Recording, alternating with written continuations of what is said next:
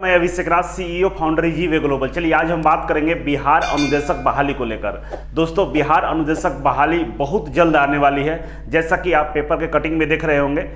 कल का न्यूज़ है और ये अनुदेशक बहाली आने वाली है। इसके बारे में चर्चा करेंगे कि इसका तैयारी कैसे करें और ये कब तक आ जाएगी, इसके बारे में आपको हम एग्जैक्ट बताने वाले हैं। तो अगर आप इस चैनल पर नए हैं तो इस चैनल को सब्सक्राइब कर लीजिए।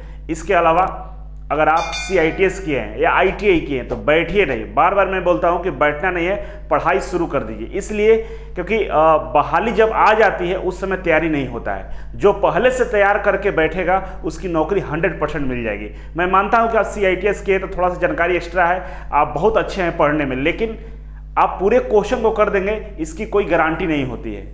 इसीलिए मैं बोल रहा हूं कि ये जो बहाली एक तो ऐसे 10 साल बाद आ रही है, 2-3 महीने बाद आ जाएगी, और आप इस मौका को भी गंवा देंगे तो फिर आपको दोबारा मौका नहीं मिलने वाला है। चाहे यूपी, बिहार और झारखंड, ये जो हिंदी भाषी प्रदेश के लोग हैं, आप सभी से गुजारिश है, अगर आप इलेक्ट्रीशियंस हैं, फिटर से हैं, मशीनिस्ट है, टर्नर है, वायरमैन है, कोपा से हैं, तो आप अवश्य ज्वाइन कर लें। बेहद जरूर हो सकता है आपको बाद में तैयारी करने में काफ़ी परेशानी हो, इसीलिए अभी मौका है, अभी समय है आपके पास। आप 4 महीने का ये क्लास ज्वाइन कर लेंगे तो इस बहाली के नोटिफिकेशन आने तक आपकी सारी तैयारी कंप्लीट रहेगी और जैसे ही बहाली आएगी आपका सिलेक्शन निश्चित तौर पे होने के चांस बढ़ जाएंगे। तो चलिए शुरुआत करते हैं। जो आज ये नोटिस आया है इसके बारे में हम चर्चा करते हैं। यहाँ पर देखिए जो डेट है 31/5/2021 दिखा रहा है और यहाँ पर देखिए क्या लिखा हो, लॉकडाउन खत्म होते ही शुरू होगी आवेदन की प्रक्रिया। ठीक है, इस साल के अंत तक ITI में 2258 इंस्ट्रक्टर बहाल होंगे। ये सही बिल्कुल न्यूज है, क्योंकि इससे पहले जो परेशानी था लगभग सभी परेशानी दूर हो गया है। पहला परेशानी ये था जब 16 में नोटिफिकेशन आया था, उसमें परेशानी ये था कि इनके पास कोई ऐसा नियमावली नहीं था जिसमें CITS को वेटेज दिया जाए, जिसके वजह से DGT के प्रेशर में उस बहाली को कैंसिल किया गया। इसके अलावा भी और 1-2 कारण थे गेस्ट इंस्ट्रक्टर को लेकर। इसके बाद ये नियमावली को बनाया गया 18 में समस्या ये आया कि उस समय तक जनरल कैटेगरी में 10% आरक्षण दिया जाना था, जो लागू हो चुका था, और उसी का संशोधन करने के लिए इस बहाली को रोका गया और नियमावली को फिर से बनाया गया।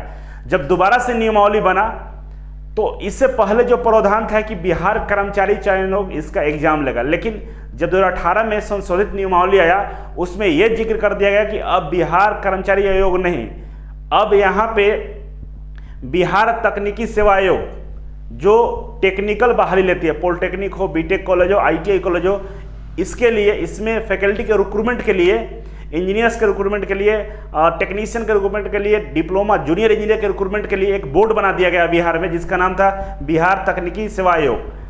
अब इस आयोग को दे दिया गया अथॉरिटी कि आप एग्जाम लीजिए।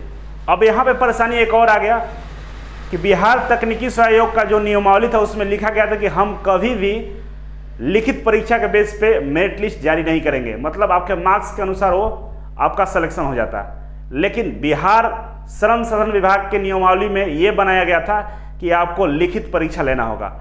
अब जब तकनीकी सेवा आयोग के पास ये नियमावली को भेजा गया तो समस्या वहाँ उत्पन्न हुई। तकनीकी सेवा आयोग ने बोला कि हमारे पास लिखित परीक्षा लेने का कोई प्रावधान नहीं है, इसके वजह से फिर ये पेंडिंग में चला गया। इसके बाद सामान्य प्रशासन विभाग ने रिक्वेस्ट किया और मुख्यमंत्री के बैठक में इससे पारित किया गया कि बिहार तकनीकी सेवा आयोग के पास राइट्स रहेगा कि वो लिखित परीक्षा ले सकता है। जब ये लागू हुआ उसके बाद ये क्लियर हो गया कि अब ये बहाली नहीं रुक सकती है, बहाली आएगी, कंफर्म हो गया। जितने भी उलझने था 2016 से लेकर अभी तक का सारे उलझनों को समाप्त कर दिया गया। एक छोटा सा उलझन एक और है जिसके बारे में हम चर्चा नहीं करेंगे, क्योंकि उस उलझन को अगर यहाँ पर हम बताएंगे तो शायद जिसका नज़र भी नहीं होगा उसका भी नज़र उस पर पड़ जाएगा, इसलिए अभी नहीं बताना है।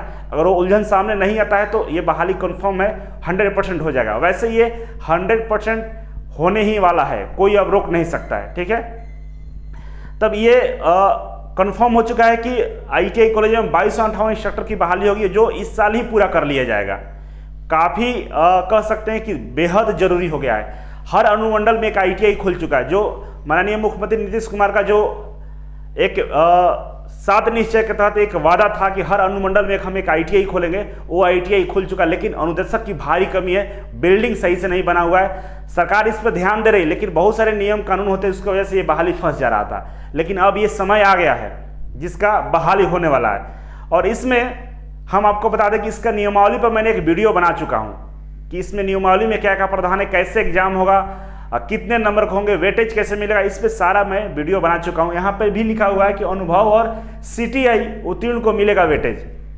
अगर आपके पास अनुभव है और CTI उत्तीर्ण है तो आपको वेटेज मिलेगा। आपका लिखित परीक्षा होगा 100 नंबर का। 100 नंबर में जो आप नंबर लाएंगे टोटल लिखित परीक्षा में, उसका 50% ही मेरिट लिस्ट में ऐड किया जाएगा, ठीक है। इसके बाद CTI टेक्निकल डिग्री और आपके एक्सपीरियंस का नंबर ऐड करके मेरिट लिस्ट जारी की जाएगी। इसका फुल डिटेल्स में वीडियो अवेलेबल है, डिस्क्रिप्शन बॉक्स में हम कोशिश करेंगे लिंक डाल देंगे, आप देख लीजिएगा, आपको समझ में आ जाएगा।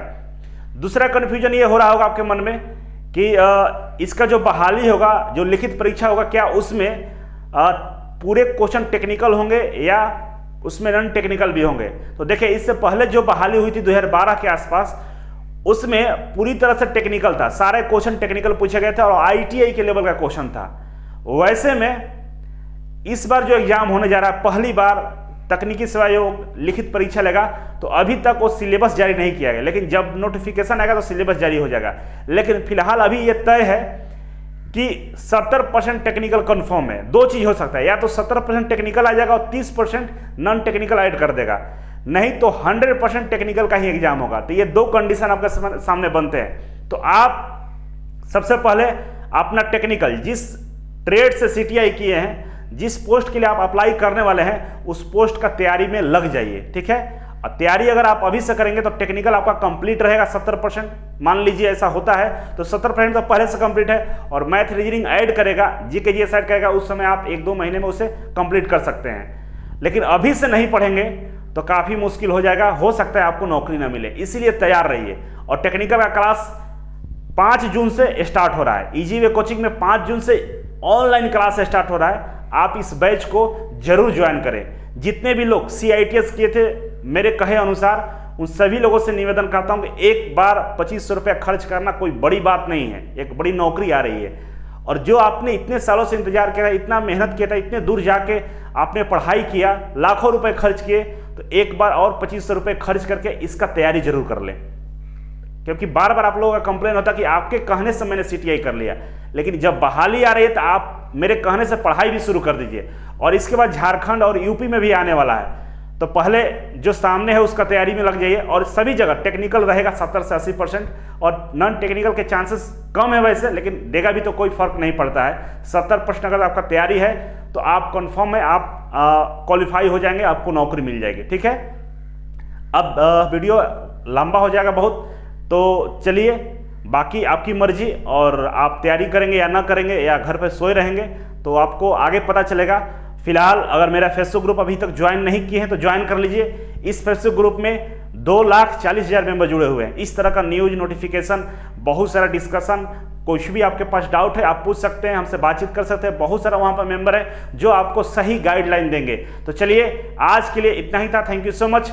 फिर मिलते हैं आपसे एक नई वीडियो और एक नई जानकारी के साथ। तब तक के लिए नमस्कार।